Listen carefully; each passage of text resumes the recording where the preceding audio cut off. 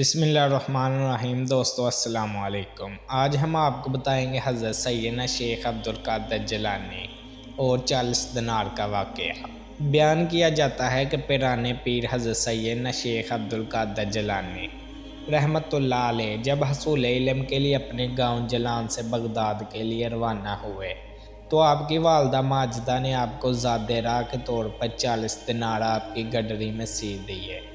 چلتے وقت اپنے لختے جگر کو نصیحت کی کہ بیٹا خواہ کیسی ہی مصیبت اور برے حالات میں پیش آئیں، سچ کا دامن ہاتھ سے نہ چھوڑنا اور جھوٹ کے نزدیک بھی نہ جانا، کیونکہ راست گوئی ہزار عبادتوں کی ایک عبادت ہے۔ سعادت مند فرزند نے عرض کی کہ اے والدہ، میں صدق دل سے یہ عہد کرتا ہوں کہ آپ کی نصیحت پر ہمیشہ عمل کروں گا۔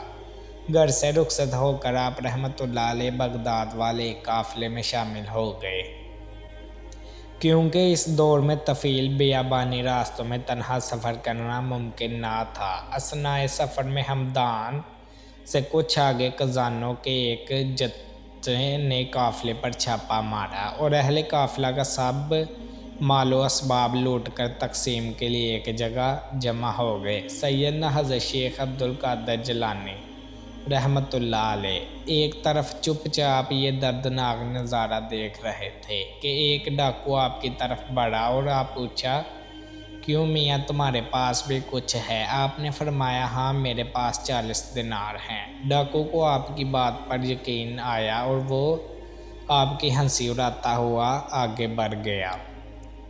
اتنے میں ایک دوسرا قزاق اور آپ کی طرف آیا اور آپ سے وہی سوال کیا۔ آپ نے اسے بھی یہی جواب دیا کہ میرے پاس 40 دینار ہیں۔ آپ کی گریبانہ حالت کو دیکھ کر دوسرے ڈاکوؤں نے بھی آپ کی بات ہنسی میں اڑا دی۔ ہوتے ہوئی یہ بات ڈاکوؤں میں پھیل گئی اور ان کے سردار احمد بدوئی کے کانوں میں بھی یہ بات جا پہنچی۔ اس نے حکم دیا کہ اس لڑکے کو میرے پاس لاؤ۔ ڈاکو آپ رحمۃ اللہ علیہ کو اپنے سردار کے سامنے لے گئے۔ سردار نے آپ سے مخاطب ہو کر کہا، لڑکے سچ سچ بتا، تیرے پاس کیا ہے؟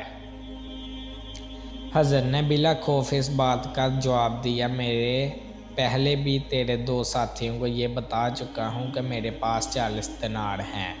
اس نے پوچھا، اچھا کہاں ہیں؟ حضرت نے فرمایا، میری بغل کے نیچے گڈری میں سلے ہوئے ہیں۔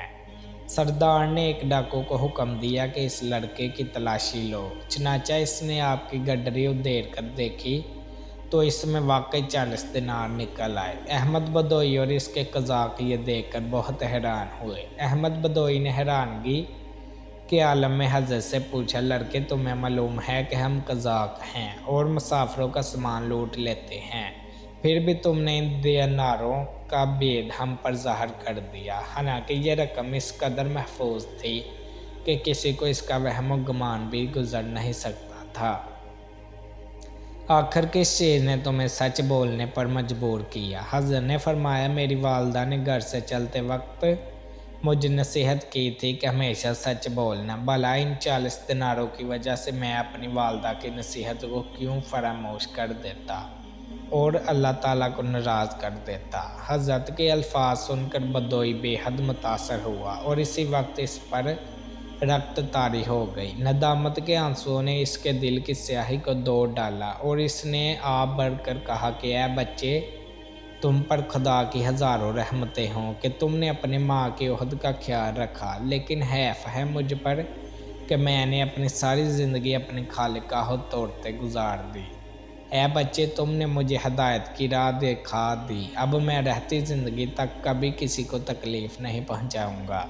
یہ کہہ کر وہ حضرت کے قدموں پر گر پڑا اور رہزنی کے پیشے سے غائب ہو گیا۔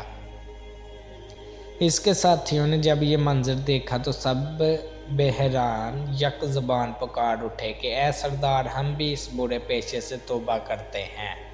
تو رہزنی میں بھی ہمارا قائد تھا اور توبہ میں بھی ہمارا پیش رو ہے۔ چنانچہ انہوں نے لوٹا ہوا تمام مال قافلے والوں کو واپس دے دیا۔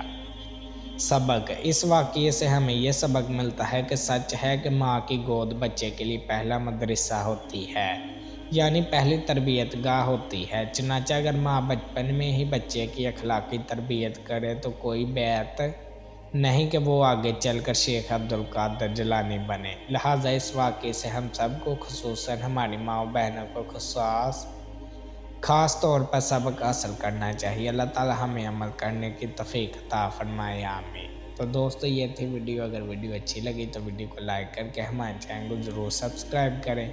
ہماری ایسی ہی ویڈیو دیکھنے کے لیے اللہ حافظ۔